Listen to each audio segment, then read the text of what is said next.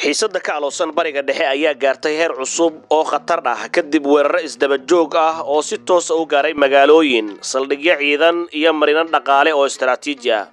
Muuqaalada burburka, digniinaha hawada iyo hadallada kulul ee ka soo baxaya caasimadaha ayaa muujinaya in marxalad kale oo ka duwan tii hore la galay. Isbedelada degdeg ah ee ku yimid qaabka dagaalka, ku lug lahaanshaha quwadaha waaweyn iyo wararka la xiriira hubka cusub ee Iran ayaa sare u qaaday walaaca caalamiga ah. Gobolka oo dhan wuxuu u muuqdaa mid taagan kala bayr xasaasi ah. Mahal gantaal oo kaliya ayaa bedelay jihada dagaalka. Muxuu yahay hubka aan horey loo arag ee si buuxda u jabin kara difaacyada hawada Israa'iil ee Iran ay soo saartay? Dilalka iyo duqeymaha isdaba joogga ah ma ka dhigan yihiin in gobolka uu galay marxalad aan dib looga laaban karin? Sidee ayay uga falcelin doonaan quwadaha waaweyn marka saldhigyadooda iyo danahooda la beegsado?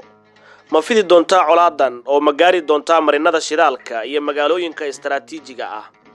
Yaa la wareegi doona hogaaminta, maxaa xigi kara? Su'aalahaas iyo kuwa kale waxa ka jawaabaysa tabinteena Tafaftir Media ee soo dhawaada.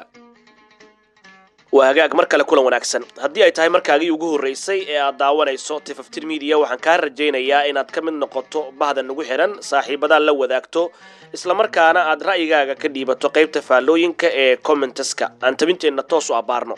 Gantaal laga soo tuuray Iran ayaa jabiyay nidaamyadii difaaca hawada ee ugu adkaa dunida ee maamulka gumaystaha, isaga oo dhisme 3 dabaq ah ka dhigay dhagaxyo burbur ah.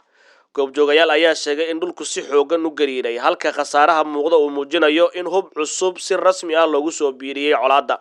Wejigii hore ee dhismaha ayaa gabi ahaanba la tirtiray, derbiyadiina way baaba'een sidii waraaq la jahjahay oo kale. Khubaradu waxay tilmaamayaan xeelad halis ah. Gantaalka wuxuu ku socday xawaare isku mid ah si uu uga dhunto qalabka ogaanaya marka uu hawada soo galo. Daqiiqada la isku dayo in la qabtana si lama filaan ah ayuu u laba jibaarayay xawaarihiisa, isaga oo si toos ugu dhacaya bartilmaameedkiisa, halka gantaaladii difaacuna eryanayaan wax aan jirin. Dhaawacyo aad u culus iyo argagax aan wadooyinka lagu arag muddo dheer ayaa dhacay. Qaraxu waxa uu ahaa mid aad u xoogan oo ruuxay dhismayaal ku yaala 7 kiiloomitir meel ka fog goobta uu ka dhacay. Su'aasha taagan ayaa ah, Iran miyay bilowday adeegsiga kayd hubeed oo u qarsoonaa? Wararkan ayaa si degdeg ah u soo baxaya, gaadiidka gurmadkuna goobta ayay ku sii qulqulayaan, halka su'aaluhu ka sii ballaaranayaan burburka la arkayo.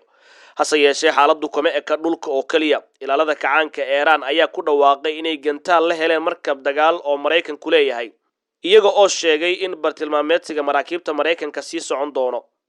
Wasiirka arrimaha dibadda ee Tehran ayaa isna fariin adag diray, isaga oo tilmaamay in isbedel nidaam oo laga sameeyo dalkiisa ay tahay wax aan suuragal ahayn. Ciidanka Iran ayaa ku dhawaaqay tallaabooyin aan horey loo arag markii ugu horeysay diyaaradaha dagaalka Iran ayaa si toos ah uga qayb qaatay dagaalka. Wararka la helayo waxay xaqiijinayaan in duqeymo lagu qaaday saldhigyo Mareykanka leeyahay oo ku yaala dalalka Khaliijka iyo waqooyiga Ciraaq.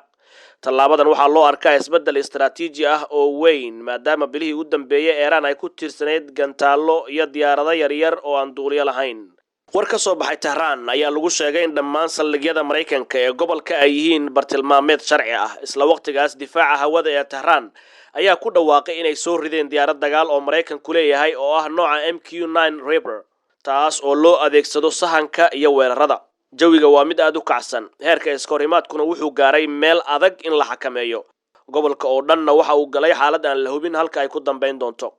Imaaraadka Carabta waxa ka dhacay qaraxyo xoogan oo laga maqlay jasiiradda Palm Jumeirah ee Dubai, halka burburka diyaarad yar oo aan duuliyo lahaynna uu dab ka kiciyay hoteelka caanka ah ee Burj Al Arab.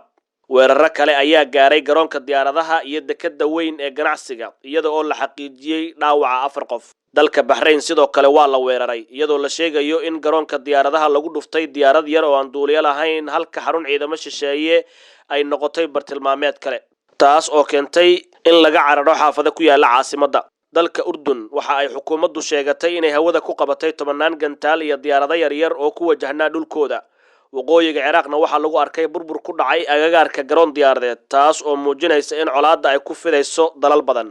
Falalkan oo dhan ayaa daba socday warkii dhilada lahaa ee dilka hogaamiyihii sare ee Jamhuuriyadda Islaamiga ah ee Iran, Ayatollah Ali Hussein Khamenei.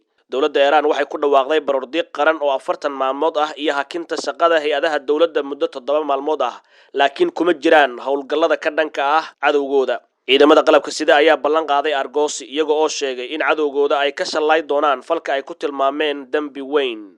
magaalada Tehran caro iyo yaab ayaa isbiirsaday warbaahinta rasmiga ahna waxay baahinaysaa taariikh nololeedka iyo sooyaalka hogaamiyaha la dilay ilaalada kacaanka Iran ayaa si cad u shaaciyay inay bilaabayaan weeraradii ugu xooga badnaa taariikhdooda iyagoo bartilmaameedsanaya Israa'iil iyo dhammaan saldhigyada Mareykanka ee gobolka waxay ku tilmaameen dagaalkan inuu yahay mid u dhaxeeya jiritaan iyo dabargo warbaahinta Iran waxay sidoo kale baahisay muuqaal muujinaya weerar lagu qaaday markab shidaal qaada oo marayay marinka Hormuz kadib markii la sheegay inuu ku gacan seeray amar loo jeediyay warar ayaa sheegaya in markabku si weyn ay waxyeello u gaartay taas oo halis ku ah deegaanka iyo dhaqaalaha maadaama marinkan ay maraan qadar badan oo shidaalka dunida ah gudaha Israa'iil gantaal kaliya ayaa sababay burbur gaaray 10 dhisme iyadoo boqolaal qof laga daadgureeyay guryahooda 2 qof ayaa la xaqiijiyay inay dhinteen hal maalin gudaheed 10 kalena way ku dhaawacmeen digniinaha hawada way sii socdaan halka duqeymo iswadaarsiguna uu ku socdo si laba dhinacle ah